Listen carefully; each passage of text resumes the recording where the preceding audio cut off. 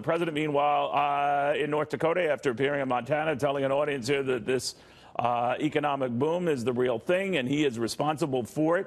He will echo the same, we are told, in a session with fundraisers and the like and supporters in Fargo.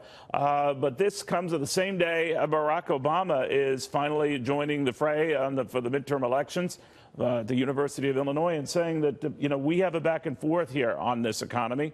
And I think all of this started with me. It all started back in 2009, a couple of months after I took office, and implemented a lot of things that got the ball rolling.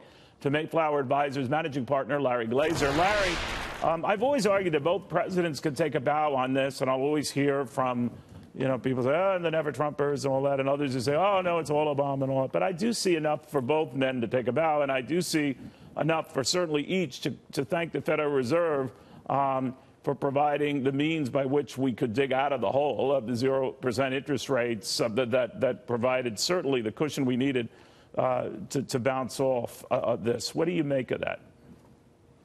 Look, there's no doubt that there's a lot to share in this, and there isn't one person that's accountable for the recovery of the stock market or the economy. And the adult in the room was the Federal Reserve, who took emergency measures, justified or not, to save this economy as we were going off a cliff. And I think, look, the president, the current president, the past president, all deserve some credit, but the animal spirits were unleashed under the current administration. This is when small business really took off and felt emboldened to put a shovel in the ground, to hire people, to take the necessary steps to grow the U.S. economy. And those animal spirits can be very fragile. They're a function of pro-growth policies. Those pro-growth policies started under the current administration. Look, we talk about things like tax reform. It isn't just one policy, but it's the concept, it's the enthusiasm, it's the confidence that businesses need to take the necessary steps to grow the middle class in this country. I saw earlier you had the National Federation of Independent Businesses, NFIB, and again, small business confidence is so critical. It's the backbone of the U.S. economy,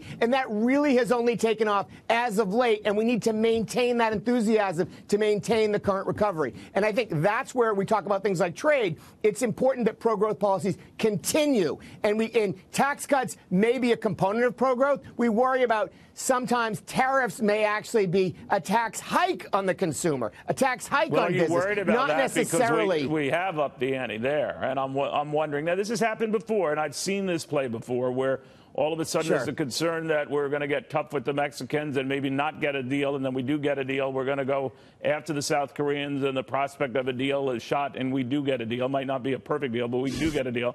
The European discussions are going nowhere, and then all of a sudden the European Commission minister is here, and all of a sudden they do have at least the outlines of an agreement. So do you think the same will happen here, that these concerns about getting even rougher with China, and now including the Japanese, are settled? So far, this has been nothing more than a distraction for the U.S. economy. We haven't missed a beat in terms of GDP growth, in terms of the wage growth we saw in today's jobs report, in terms of the employment growth. So none of those has really had any material, measurable impact yet on the U.S. economy. We talked to a lot of small business owners. We talked to lobstermen in Maine. They're really worried about trade with China and how it can impact their business. We talked to cranberry growers in Plymouth, Massachusetts. They're really worried how this could impact their business. So we run the risk of a distraction to have a material impact on the U.S. economy and derail this great pro-growth recovery. That's what we don't want to see. Of course, Canada, Mexico, they want to make a deal. Europe wants to make a deal. But it's the waiting game with China. And China may be more patient than we are, and we're picking a big battle as we double down on tariffs, which is what the news is today. Larry, thank you, my friend. Good perspective on all of this.